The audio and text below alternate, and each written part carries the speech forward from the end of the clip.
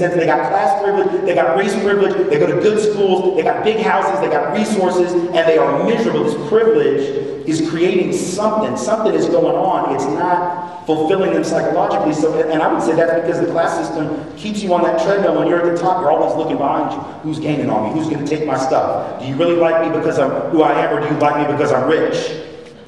You know, those Hollywood stars that keep getting in trouble. I mean, on the one hand, it's hard to feel sympathy. On the other hand, I do. Because those are people who always got to ask the question, like, why do you really want to hang out with me? Are you really my friend, or are you not my friend? That's what privilege. So privilege can be a monster that affects those who have it. And I think if we have that conversation, we can keep people in it, and they can walk away from it and be willing to come back to it because they see they have a stake in it. Otherwise, it becomes about us versus them. And as opposed to what we said at the outset, which is that we're in it together. We're not in it together in exactly the same way, but at the end of the day, we are. I mean, at the end of the day, we didn't, you know, we haven't always been in it together, and we have very different experiences. But at the end of the day, this system is capable of killing every single person up in here.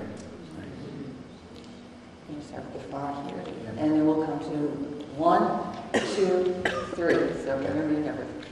Okay. My name is Gafar Lakanwal. I'm the Executive Director for the MultiCultural Development Center in CDC. Tim, you have talked about the color of fear and about Louis and David. I remember that when that film was released, right away I tried to introduce it to our member corporations and organizations.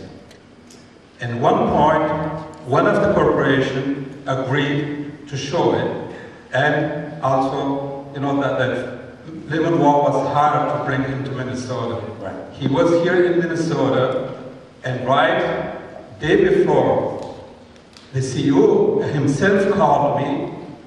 It's an organization that is promoting diversity in a big time.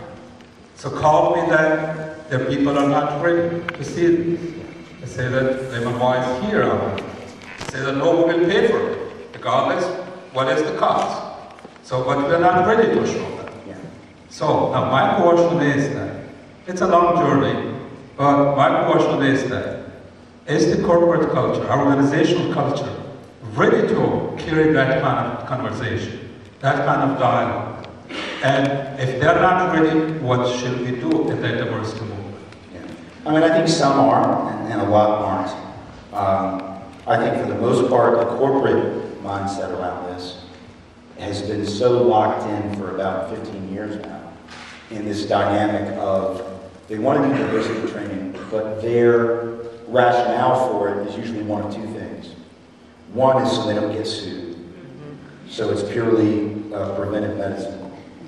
And the other is so they'll make more money. And so that's why they're going to trainers who will say, you know, diversity is really good for your bottom line. Because you need all the parts of the team to be working together. And you need to be able to appeal to the consumers of color. Now, I'm not saying this is wrong, by the way. I think that diversity and certainly equity in an institution probably does boost the productivity of the organization, I'm sure. So in a financial sense, it probably does lead to greater profits or whatever.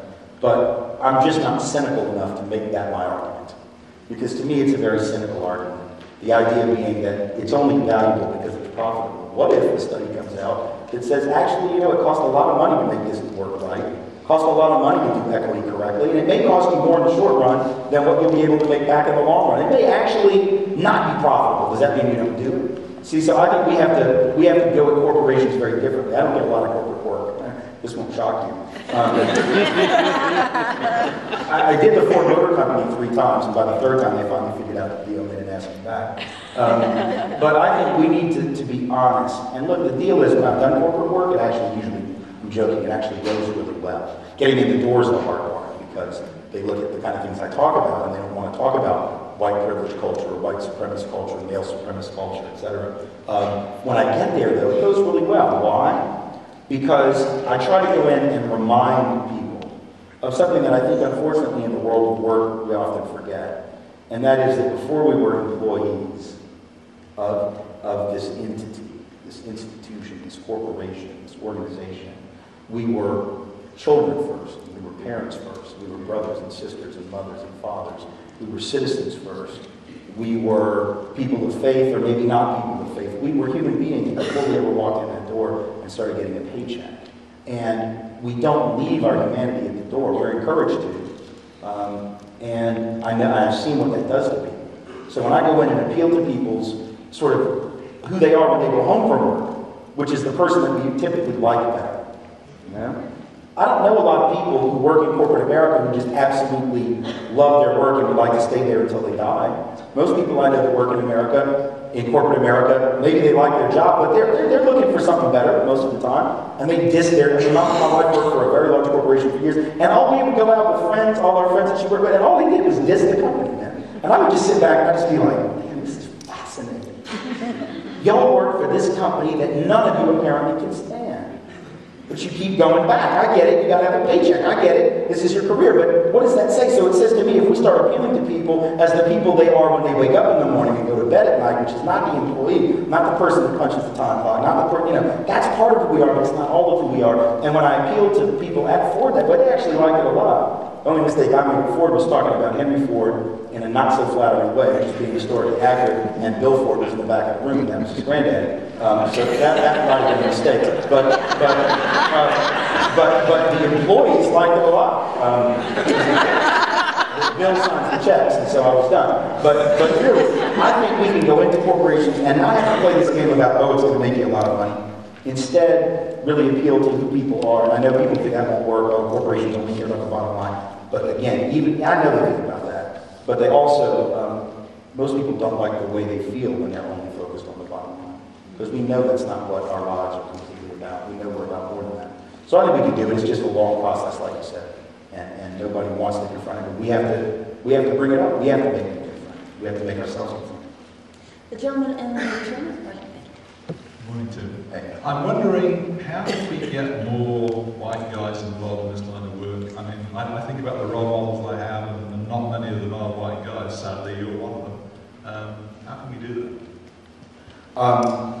I think that it's one of the things we can do, and it actually speaks to this corporate question a little bit.